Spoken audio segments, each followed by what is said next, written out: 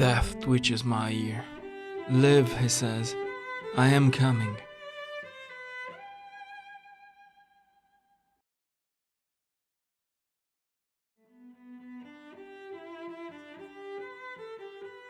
Games attribute value to being and staying alive, but most games are not so much about life, as they are about providing the player with the tools and playground to spend time at the edge of mortality.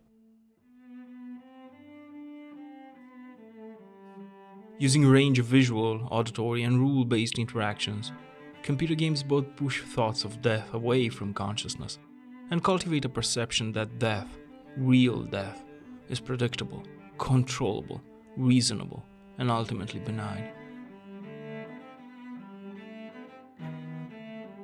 Video games are adored. Adoration historically signaled a complex exchange with an enigmatic power, an exchange tangled with hope, fear, desperation, and courage. To adore was to simultaneously love and to plead, to exalt yet to approach, hallow and demand. Understandably, such devotion was almost without exception warranted, and not easily won, because the adored demonstrated mastery over death itself. Martyrs, saints, angels, demons, and all manner of deities from countless pantheons evoked adoration precisely because their proximity to, yet supremacy over death. They offered those not so well situated a path to the idea that death is avoidable. Computer games do the same thing through opportunities for death play. Death play, or thanatoludism, a term coined by Ken McAllister and Judd Vergil, is behind much of the anxiety relief made possible by video games and brings on fundamental real-life behavioral changes. There is nothing as scary as consciousness because there is nothing as scary as death.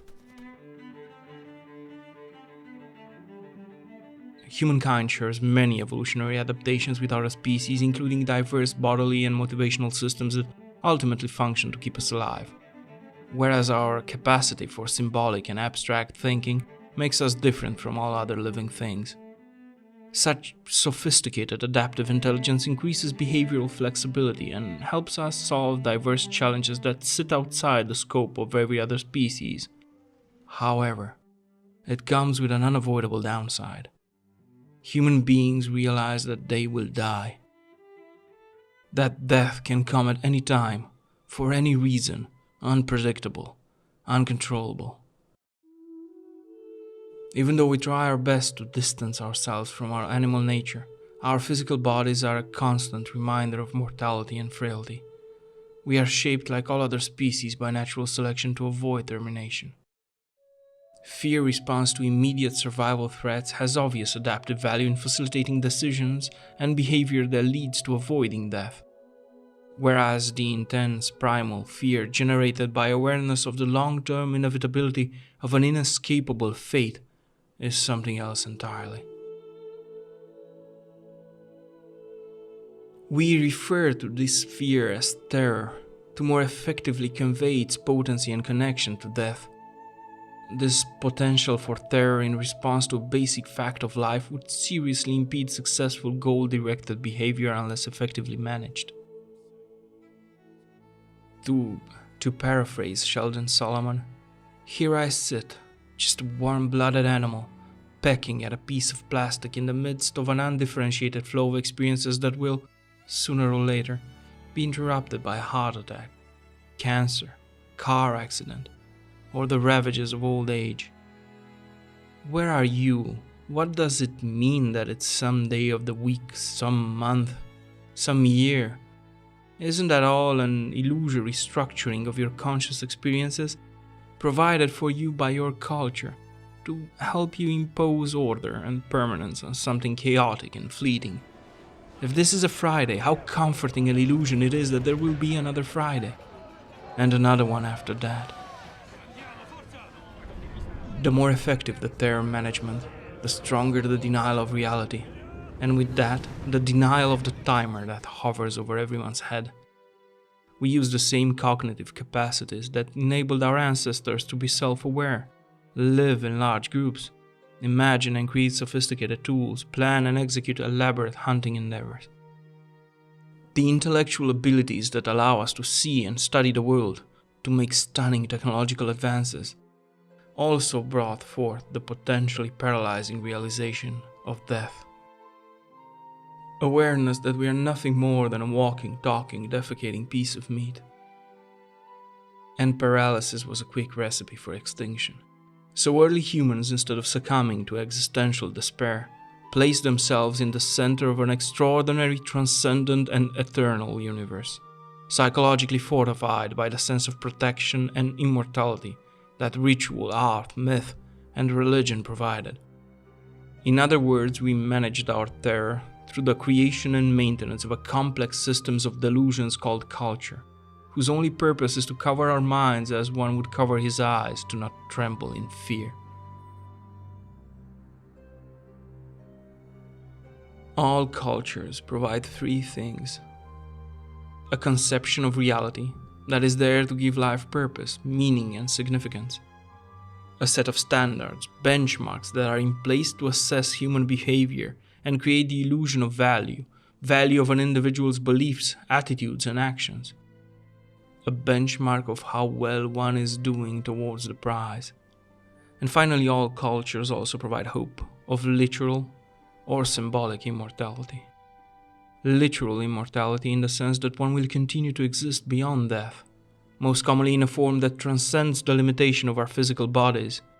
At the side of God and angels in heaven or hell, your soul resting in the fields of Aru, reincarnation, to dine with Odin in the halls of Valhalla. Or like Hinduism, the ingenious trick of pretending not to want what you want most. Symbolic immortality entails being part of something greater than oneself, part of something that continues to exist after one's own death, giving value to ethnicity, pride in one's nationality, family, memories, fortunes, fame, ideas, monuments, or totems. Qualifying for the promise of this immortality requires the individual to maintain a faith in their culture and rise to the standards of value created by that culture. Doing so provides the sense that one is a valuable participant in a meaningful universe, which is the essence of self-esteem. Self-esteem is a buffer for anxiety. It is there as a perceived measure of how well one is doing in the pursuit of that cultural promise of immortality. Any animal who gets its self-worth symbolically is in a constant, desperate attempt to justify itself as an object of value in the universe. When the angel of death sounds his trumpet, the pretenses of civilization are blown from men's heads into the mud like hats in a gust of wind. Any reminders of mortality, like these videos of mine, are met with negative responses and an increase in one's commitment to their culture, their value system, a need to bolster self-esteem to protect against dread. This all leads to greater group biases, a more positive perception of those sharing one's culture, and aggression against those with different views. Because any differing worldview, any questioning of culture, of one's value system, any damage to self-esteem is an attack on the individual's progress towards the prize of life everlasting. We are thus pervasively preoccupied with maintaining confidence in our cultural scheme of things, and satisfying the standards of value associated with it. Awareness of death is a central turning point in the evolution of our species. It stands as the base of all cultural constructs and creation of value systems. Once we understand this, begin seeing things for what they are, we can start changing them. Death in games approaches the effective line of real mortality, yet never crosses it, not even in permadeath where the player's character cannot be revived. Death, in other words, is frequently called upon but never confirmed. It is played with. In some cases invoking powerful feelings of danger, impermanence, loss, and a dance around the player's own terror of death. In other cases flattening that terror into predictable tedium. Most games allow the player to lend an ear to death's perpetual whisperings, recasting death as play, rule-bound, controllable, relatively inconsequential and reasonable. Grand reminders of death do not limit themselves to the player's avatar. Non-player companions, virtual pets, emotional story arcs, all toss the player through brief but impactful effective stages of dealing with death. Games produce near-death experiences because their deepest mechanic is the play of mortality's salience, death awareness itself.